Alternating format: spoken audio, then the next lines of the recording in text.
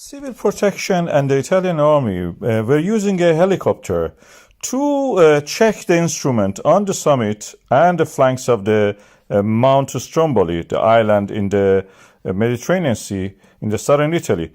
And then they witnessed this event, explosion, a pyroclastic explosion, which created a flow, avalanche of the pyroclastic material. These are the hot, shattered rock pieces and ash which flow like an avalanche down the slope.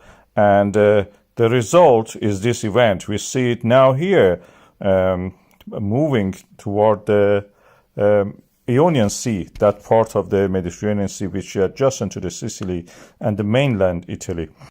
From a distance, of course, it looks beautiful. You can have beautiful sunset, take nice, views of this. And you can see here, this is a first quarter moon and the hot pyroclastic flowing down. This is the map of it. This slope is unstable, so you don't see any grass on it. That's the reason.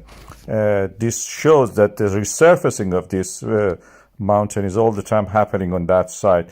It's a nice thing to view, but not a nice place to work if you have to go there and do it. From down in the village that you can see here, it looks spectacular, beautiful, threatening in a way, and it creates sulfur clouds, which can also make the, travel a distance, like what Mount Etna did recently.